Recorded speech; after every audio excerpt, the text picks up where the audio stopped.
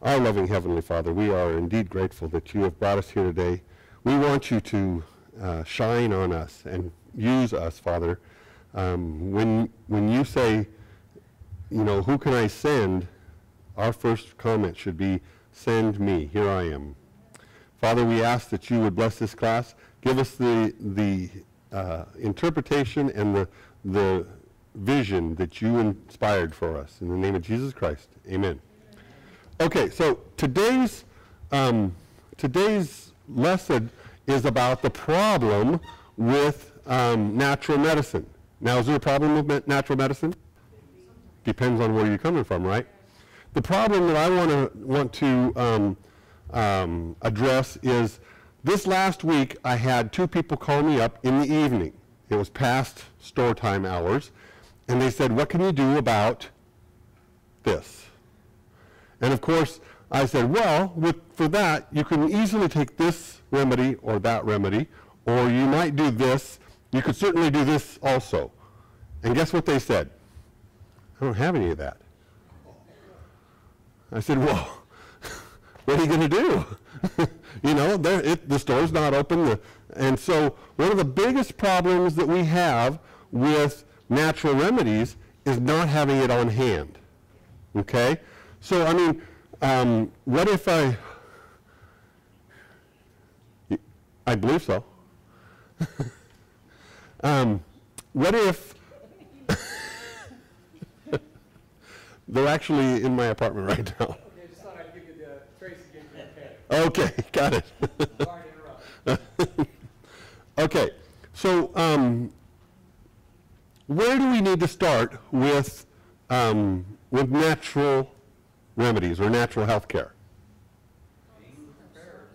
Being prepared. You know what? It's real difficult to get prepared if you don't know what you need, right? So the very first thing, now this doesn't look like a medicine book, but you know that there are things in here where it says if you have a boil, what should you put on it? Figs, a fig poultice, right? If you have certain other ailments and like that, I have a little small booklet on Bible cures, okay? And it is stuff that's taken right out of the Bible, and it talks about how to help. Did you know when God wanted to keep the Israelites safe and disease-free, he gave them very specific instructions on how not to get sick. Don't touch dead things. Wash your hands. You know, my favorite is sending the women out of the camp when anyway, there's the door. You're out of here. No, but so God gave very specific instructions on how to keep us well. Okay. The next thing is that you want to know what modern science has found out too. Okay, so you might have a book like this, or a book like this is the diagnostic examination. You know, the Merck manual, the PDR, the physician's desk reference for non-prescription. I've got one of these for herbs, and I've got them for interactions and things like that. So you kind of know where you are and where you're going, okay? It's a lot easier to treat something if you know what it is. But when you get down to treating it, then you want, you know, books like this. And this is one of my favorite herbal books. Have you ever seen this one? It is called the Natural Remedies Encyclopedia. Yep. I prefer this one over this one. This has a lot more information in it, but it's all superficial.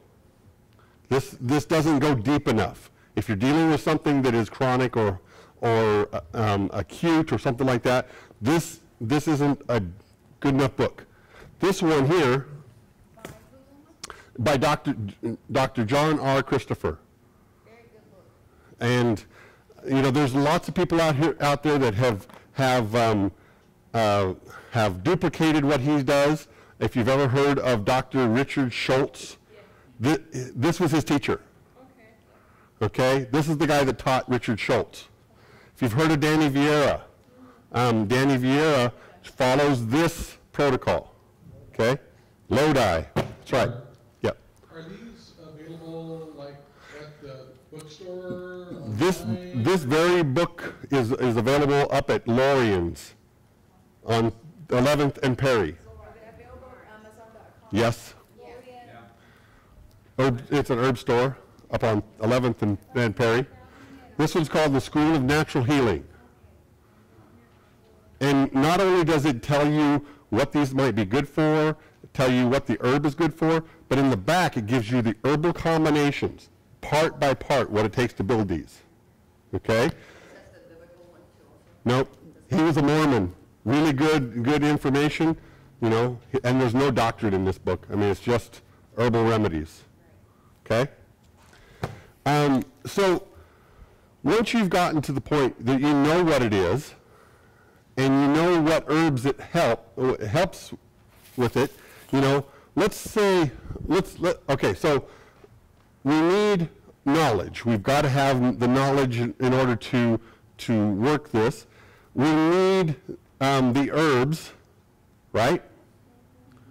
You're saying herbs or herbs? What's the difference? Just an H. Well, they're both spelled H-E-R-B. Okay? One of them some people say herbs, and it's just more often in the South they'll say herbs. You know, up where we don't have a dialect, it's herbs. Yeah, and so it's just the same way of saying the same word, or different ways of saying the same word. Okay, so whether I say herbs or herbs, it doesn't. Greens work too. Not all of them are green, but you know, a good portion. So, so you need to collect those herbs that you will be using. Now, I'm a prolific gatherer of herbs, and I like to put them together. So, if you walk into my house, I have an area where you might see a tea like this. And this is KBT. It's kidney bladder tea. Okay? Or you might see something like this, and this is bowel formula number 1. Now, this isn't how you would see it, because I would take this and put it in capsules. Okay? This is high blood pressure. And these are just combinations that I've already made up, and they're ready for whatever I need. Are those combinations from those books then, or are they kind of adaptations from the book and your knowledge? They're adaptations most times, because there's maybe something else that I have put in them or extracted from them or what have you. For instance, I just had a patient who needed this bowel formula, and they were having a problem with one of the ingredients, and I just went in and remade it without that ingredient, and it worked fine. Yes. So when you sell those, I sell them in capsules. Yeah. okay, so when you do that, so then when you do that, so then they're in a bottle or Yeah. container? A pouch, whatever. Yeah. Right, so does it have the ingredients in it, so a person's knowing what's in it? Yes, they do. Almost always. Now, there are a couple times that, you know, somebody needs something real quick. I'm getting my labeling down. Do I have a... I don't have... Oh. Here. This is alpha-lipoic C. And down below it, it says soy lecithin and vitamin C.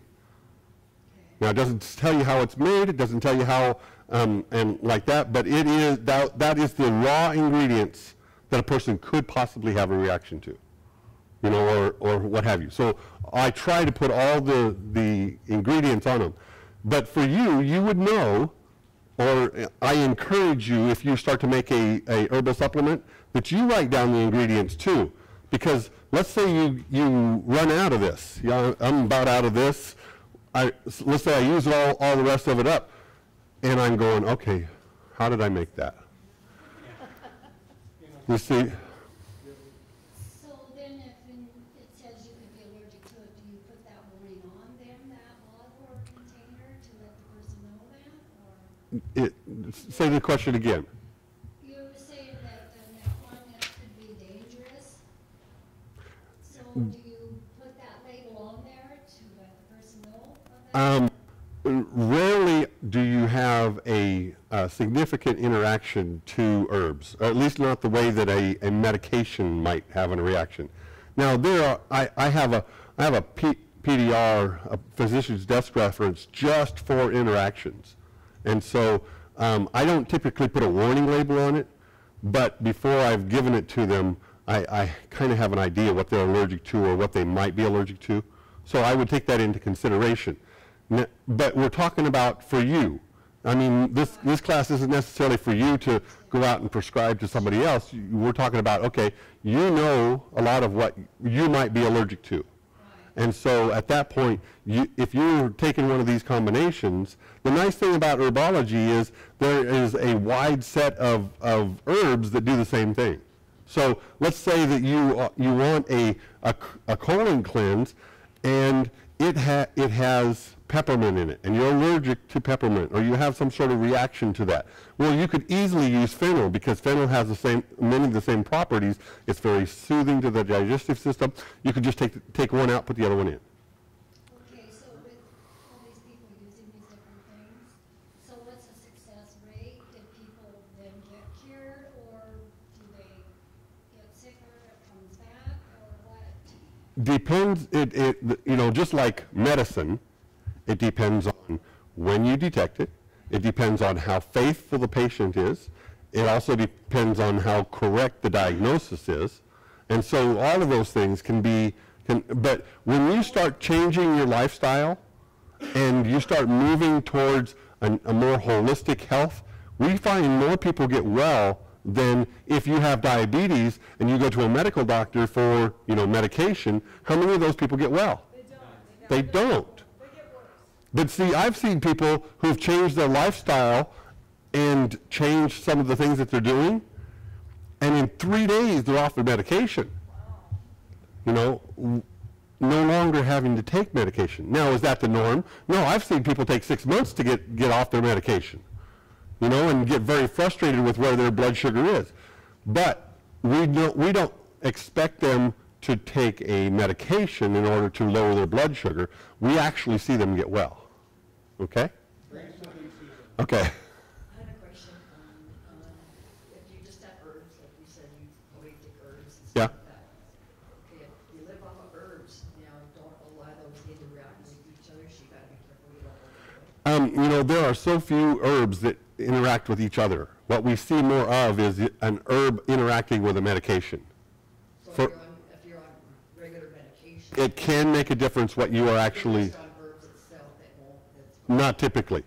A real common, as a matter of fact, it's so common that the pharmacies will let you know, a real common interaction is grapefruit.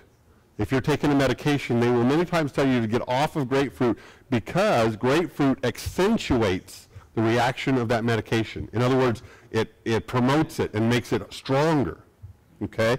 So there's more of an interaction between herbs and medications than there are herbs to herbs. It's really unlikely that there's going to be an herb to herb interaction. Yes? And what about dating them from when you gather them? How long preservation? Okay. So dating your herbs, like if I make these, I use them up so fast I don't date them. Okay? But that's not necessarily the case. I've made stuff up that were just for my family's use and like that, and we may not go through a bag of stuff in a year. And I typically won't keep a bag or dried herbs much over a year. Why is that? Potency goes down, and I can readily replace them by picking them out of the field the next year, right? Yeah. Okay, so I love wildcrafting my own stuff. Now, sometimes I don't have time, but that's where that's where I would prefer to get my herbs. Okay. Well, I want to say too, what I find, because I deal with a lot of older people who have been on medications for a long time, and what happens with medications, because there's kind of a mystery to them, and what often happens with people, for instance, when people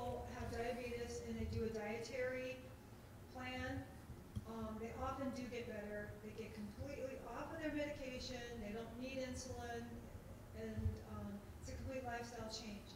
And usually that involves losing weight, getting exercise, a much overall healthier lifestyle. Right. What I find is when people go the medicine route, that what happens is somebody who just needed a pill at first to control their diabetes ends up on insulin, then they end up on more insulin, and then they end up on more drugs. It's kind of a vicious circle. When you use herbs and you use natural healing, the result of that is usually a healthier overall lifestyle. Correct. When you depend on medications, what happens is usually a greater dependence on medications until your end is, on pain pills in a nursing home, crying about your aches and pains. It's just it's like a sliding, Yeah, it's a slippery slope. Slippery slope, it really is. Yeah. Tad and then Linda. Okay. Tad skips. When you put herbs in cups, do you do it by hand or by machine? Yes. I use a machine and I do it by hand. So yeah, I'm actually looking at buying a much more fancy machine, because it'll do 1,000 at a time as opposed to 50 at a time. So if you want to keep your herbs longer than a year, you want to put them in a tincture, okay? And this isn't something that you wait to the last minute to do. For instance, if you think that you might have a heart condition or what have you, you want to make your cayenne tincture up way before you're going to use it, right?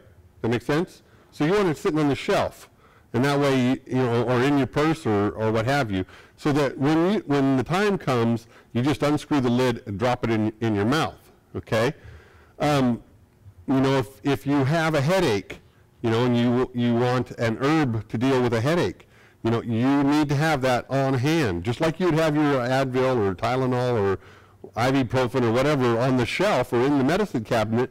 You would have those on hand. So what's the herb for headache? You're going to do one of two things. Number one, white willow is the predecessor to aspirin.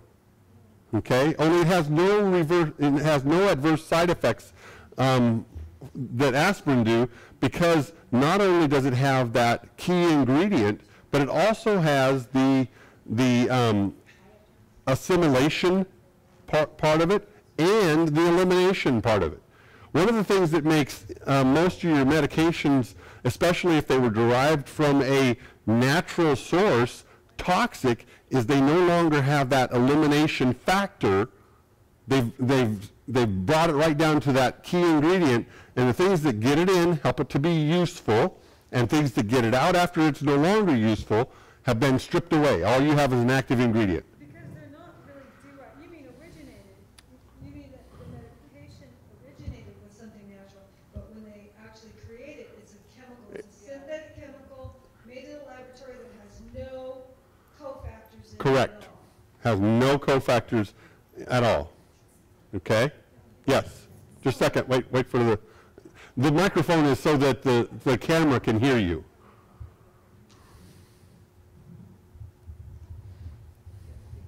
So there must, a white willow, you said that you need for aspirin? Yes. Okay, well, I'm allergic to aspirin, so I have to have something that doesn't have aspirin, so then what would that be? Okay.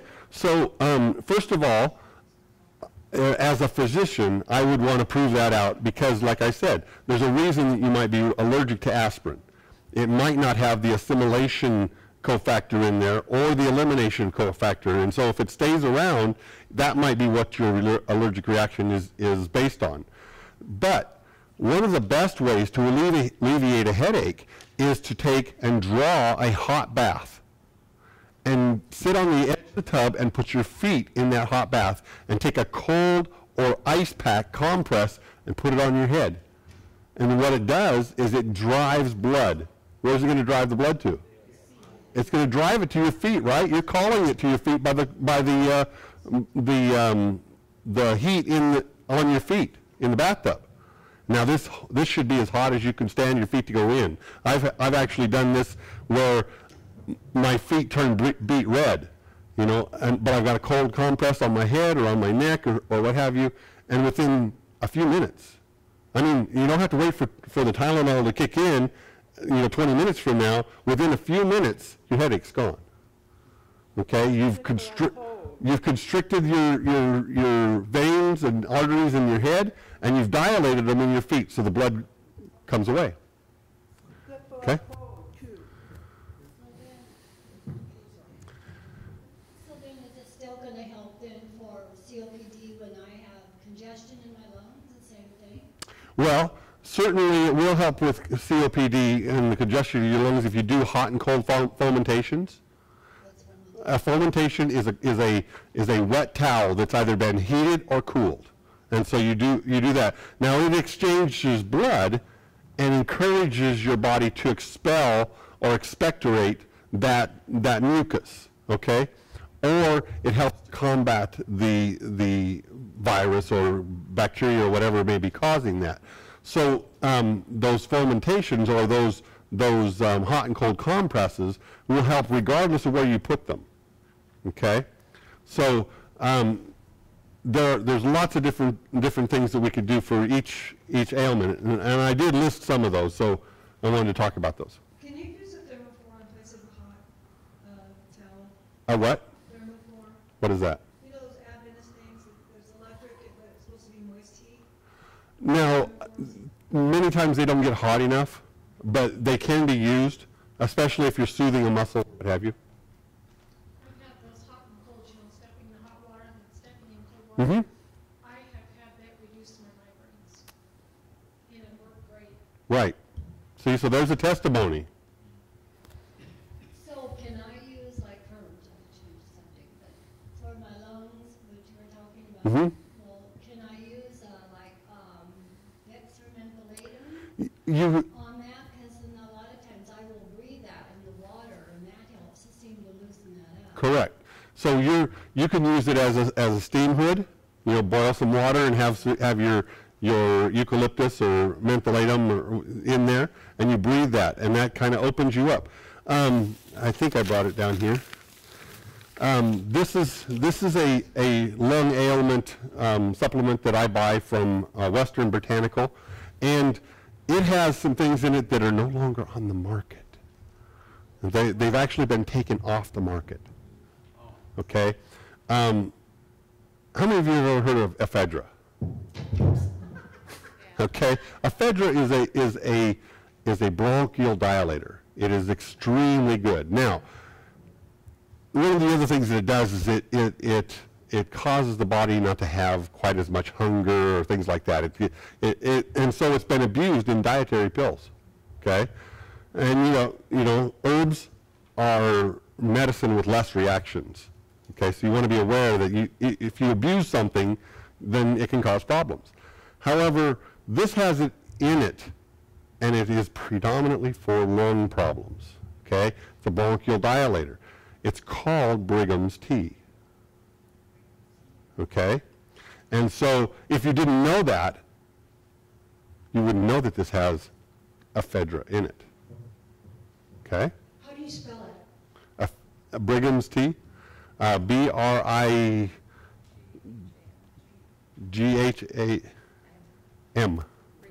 Brigham.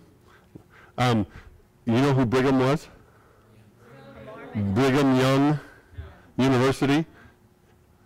That's where it comes from. The Mormons found it and renamed it Brigham's tea. Oh, it has several things in it. You're going to make me put on my glasses here. So is it not still available because it has? You cannot buy ephedra over the counter, even at an herb store.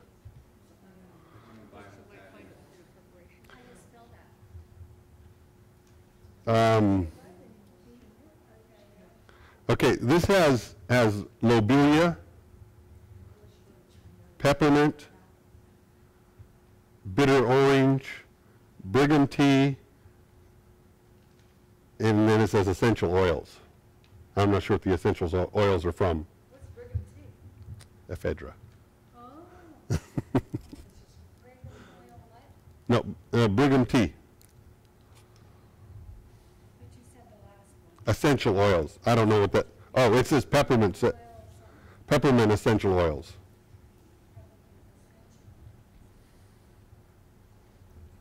Anyway, so if we're talking about digestive problems, what herbs would we have on hand? Peppermint. You know, it's real it's real common to have peppermint. You know, I got an upset stomach. I drink peppermint tea. It calms me down. Right? Ginger. Listen, if there's ever a herb that quiets the stomach when it's kind of in an uproar, ginger is the one. I recommend ginger a lot. Yeah, but I used to have a duodenal ulcer. Yes, and it could burn it. Golden seal. Golden seal would take that burning away. Golden seal works really well, just mix in a little water. Okay. Bitter, but it really works. It is bitter. Okay, what else? Let's say we have an ulcer. What should we have on hand? Golden seal, slippery elm. Slippery elm is wonderful because it's a mucilaginous, it helps to protect. It gets in there and it soothes the digestive system because it creates its own mucus. If you've ever boiled a slippery elm in a pot, there's a sludge that appears at the bottom. We've made Essiac tea for cancer, and slippery elm is one of the ingredients. And when you're done, it has a slime at the bottom. It separates itself from the rest of the tea, but I mean it's kind of a slime, and that's what protects. You know, if you have a sore throat, slippery elm is wonderful because it kind of coats your throat. Essiac Tea, ESSI. No. It's Renee Cassius, and Cassius is backwards. Yes. The Cassius is backwards. So if you just spell ESS. No, it's S-A-I-S-S-A-C. Okay. No, wait, you're right. Why did you give the S in? Oh, so there's an E on there. E-S, is it two S's? I think it's two S's. Now, Essiac tea has been thoroughly studied, and I believe that what's her name, Renee Cassius. She was Canadian, right? And It's called native. It's also called Ojibwe tea. Because it was the Ojibwe Indians that they came up with it originally. right, but it's a tea that has been thoroughly studied, and they have ran it through cancer trials and found that of even chemotherapy, this works better than almost anything else. It's a wonderful tea. Because I have a friend who had cancer and she's refusing chemo, so you. I can make it up in I can make it up in a matter of an hour of having it, you know, getting the herbs.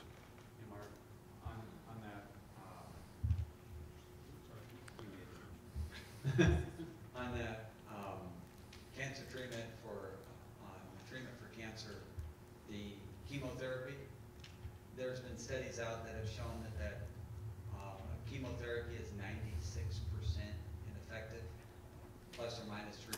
So if you really wanted to tell them, it's about 99% ineffective. I just read a report the other day that said that the actual agent that is effective in chemotherapy is the sodium bicarbonate, not the chemotherapy agent. So if it works, it's because they have to add sodium bicarbonate in there to keep it from destroying the kidneys. Yeah.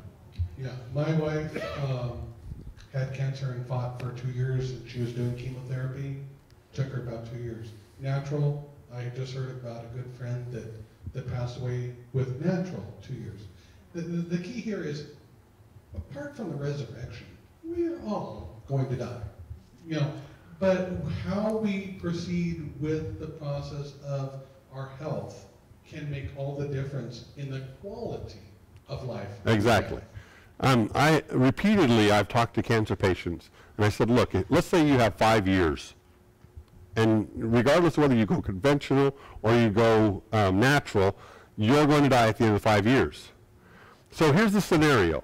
A person has cancer. They're diagnosed and they find out that they have cancer and they decide to go conventional. So what happens immediately? They're probably a procedure for removal of whatever it is, and then they're going to go on chemotherapy. How long is that going to take? 2 years, approximately. And so what happens when a person's on chemotherapy? This is somebody who's on chemotherapy. That's what his mom is Are you describing. going to read that? They get very sick and they don't want to live anymore. This is somebody who's actually on chemotherapy, a text message. This is his second treatment. On Monday night was terrible. He had chills, severe bone pain, stabbing reflux, a headache, vomiting, and a temp of 102. Phoned the doc and learned it's all related to chemo and actually has a name, chemo-induced flu-like syndrome. Much better now, but expect the same reactions again next Monday when he receives the same medicine, and 7 to 10 more weeks of this is going to be torture for us both. His mom is a nurse, so she's describing things accurately. Okay. So let me finish this scenario. So here's what's happening. The person is in treatment for up to 2 years. Okay. Then they're in remission. What happens at that point? They're feeling pretty good. They're no longer in pain. The tumor has reduced, or what have you, or they've resected it and there's no evidence. So now they have a year of good health. And what happens at the end of that 3rd year? It starts coming back. They didn't change anything, so it starts coming back. And their bone marrow is damaged and it's not producing new cells. Right. It affects your. So now we go the rest of the 2 years through the same process that we began the 5 years with. Okay, so how long was that person feeling good? 1 year. Now, let's say the opposite is the person decides to do the opposite. They find out that they have cancer. They start doing natural remedies. Okay, many times they start feeling better, and they stay well for quite some time. As a matter of fact, typically 3 to 4 years, you know, if they start to go downhill at all, is when it starts to happen. So let's say that they're at the end of their 3rd year, and they start to feel bad. Okay, then they spend the next 2 years maybe fighting this, but they don't feel really bad. I mean, it's not like the description of the chemotherapy, and then the last 6 months they get really bad and they die. Now, who had the better quality of life? The natural one. Yes. I'm going to get personal again. With my wife, she was in a wheelchair, 37 years old, and she was on 8 pain pills. And she was going through chemotherapy. And she got an invite out to Eden Valley, which is a Adventist health organization. There, they prescribed for her a product called Manitech, because we were Manitech distributors, and this way she could get her product for free. With taking heavy doses of Manitech, now we weren't Adventists, we had no idea of all the natural. We love chicken. So the situation was, with the following this and doing the mainline medicine, she got off all 8 pain pills because of the natural process. She got out of her wheelchair because of the natural process. She was back to doing what she loves to do, and that was child evangelism because of the natural process. And so, which works better? Well, I think that the natural process works better. Does that mean you're not going to die? Certainly not. But it does mean the quality will be there. Right. Okay. Yes. I used the black sack, Yes. and You use what now? I used black sack for my cancer. It took numerous pieces from behind my ear and down my neck. They were not visible to the eye, but I could see the lumps under my skin.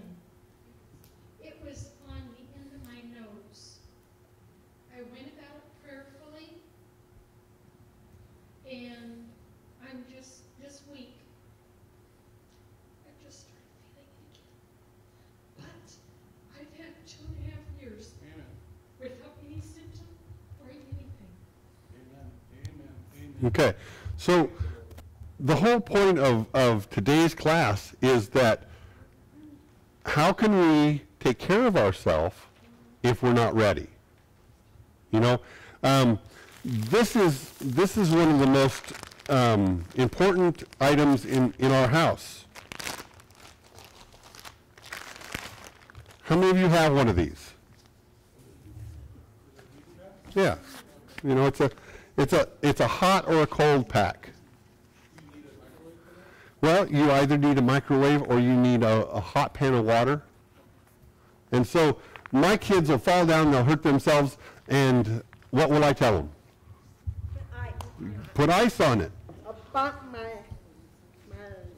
knee against our teeth, as well as put ice on it. You put ice on it, okay? So, you know, this isn't an herb, but if you're going to do this, you got to have it available, okay? In other classes, I've shown you how to make a colder than ice pack, okay? Showing you exactly how you can make it yourself for pennies. You know, not like this one.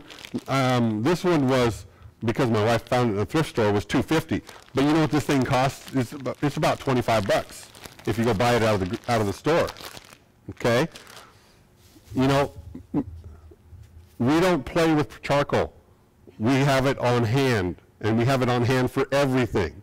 You know, if a person has digestive problems, whether it's heartburn or whether it is gas or what have you, we have charcoal. If a person gets a bee sting or a bug bite or this or that, we have charcoal. If I had a patient in Kansas, and he was having cirrhosis of the liver, okay? And we had him doing charcoal every night, all night long. And the guy lived.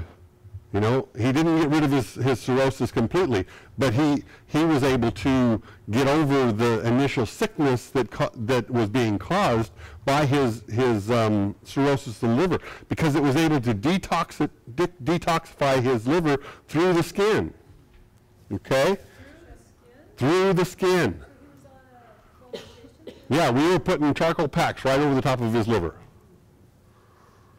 Should we take charcoal every week? Prophylactically, I don't. I don't recommend So it. you just do it when there's something? Just when there's something wrong. Right. Now, better than trying to deal with heartburn or upset stomach or gas or what have you, what's a better way of dealing with that? How about eating the way that you should so that it doesn't occur? I mean, that's a better idea than, you know, having to take something to combat, you know, ooh, what's that old commercial? I don't know, hot dogs, but they don't like me. You know, that guy already knew. He knew before. You know, he could have taken charcoal, but he could have just not eaten the hot dog. Yes. I have a question, because my husband's daughter, because my husband and his daughter were talking about the charcoal, and I never heard about taking that. But she ended up in the hospital with her kidneys really, really bad. But they're saying, well, it's supposed to be a cure, so I don't know, maybe it wasn't the charcoal, maybe it was something else. You're going to have to tell me more of that story, because all charcoal does is absorb toxins and hold on to them. That's all it does. It's not capable of doing anything else. Now, I say that.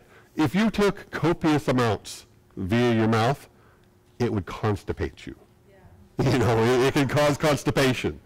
Okay. I mean, but you would have to be taking, you know, several, 10 tablespoons a day to get to that point. But you say that it's not like the charcoal that's charcoal when you cook something. No, not anything close. Was she taking that? Was she taking that? No. Okay. They're using a different charcoal. I don't know where they got it, but then they tried to give it to me in a drink, and I didn't want it. I was afraid. Sure, it's black, it's ugly, it's gritty. But I'll tell you what, there isn't anything like it. What's it made out of? It is a wood that has been burnt and then it is steamed so it's activated.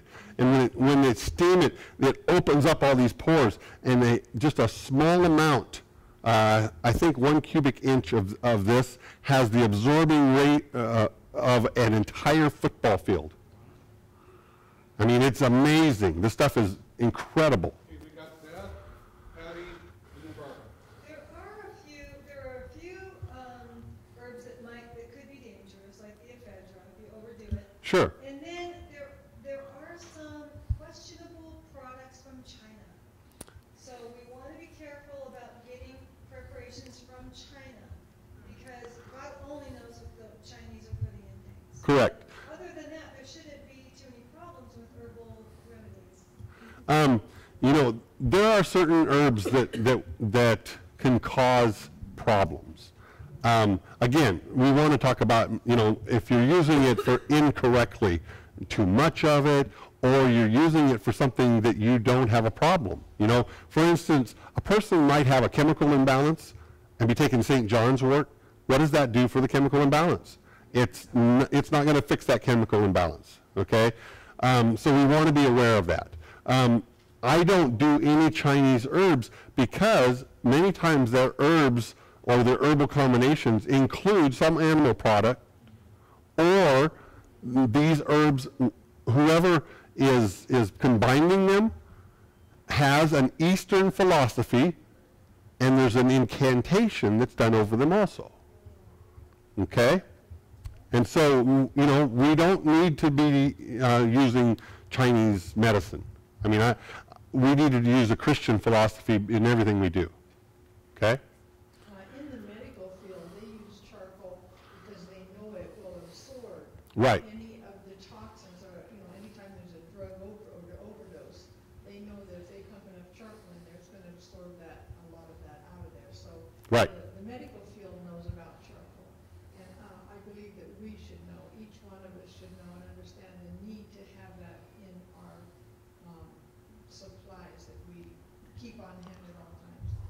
I had a patient one time, his dad came over to me, and his dad was freaking out.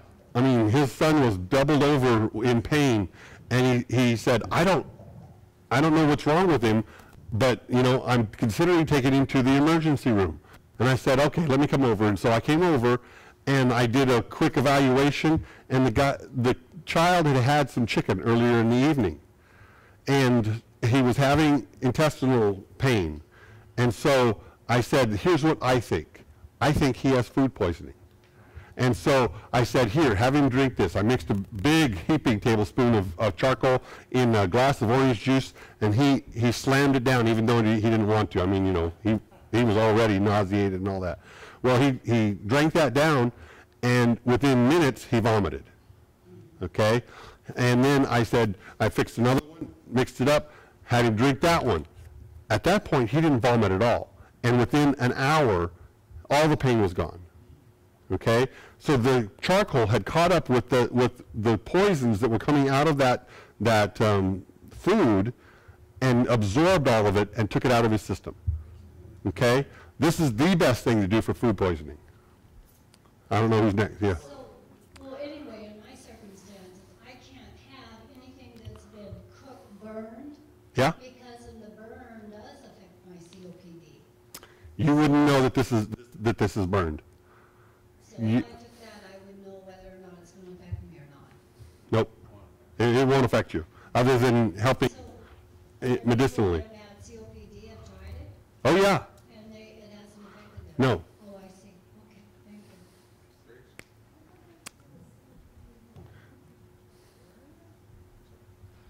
Mark, I was going to tell everyone, I've got some pretty bad teeth. I haven't gotten them all taken care of like I should have. Got like 5 palliative treatments. That's where they drill out the root, put packing in there, and then you go and get a cap, right, or crown. Well, that was 15, 20 years ago. I still have them all. And every time I get a sinus infection, the infection goes right down here, goes right down to the jaw, and infects one tooth, always, if not 2. And it started, Thursday, Wednesday, I started going, ow, this is going to hurt, doggone it. first thing I did is grab a bag full of charcoal tablets. Put one right between my cheek and gum. Mm-hmm. Looked like I was chewing a little bit, black stuff all over my teeth. And in one day, it's gone. No toothache, swelling's all gone. Yeah. Factors. We have an Adventist dentist in Southern California, and anytime a child, whether it's a child or an adult, come in with an abscessor like that, he has little charcoal packets. They look a lot like those little chewing tobacco packets, and he puts it on there, and before he ever administers any antibiotics, and he's perfectly able to administer them, but he tries to get rid of this naturally, and it, you know, rather than degrading the body's immune system like that with the antibiotics, you know, naturally, I mean, he's getting rid of those bacteria in that jaw, but he uses the charcoal first. Okay? Is it supposed to make you vomit? It is not supposed to make you vomit. As a matter of fact, it will usually stop somebody who's vomiting. We've had kids, you know, of course I have a lot of kids of my own, so I got to experiment. But, you know, we've had kids vomiting, and usually within 2 doses, they're done vomiting. Whatever's causing them to vomit, it absorbs. A dose is a tablespoon? I use a heaping tablespoon, as little as possible. And especially with children. They take one look at that black liquid, they're not really interested in putting that in their body. I don't want that. But, you know, we put it in orange juice or something like that. And even if you put it in water, it has no taste.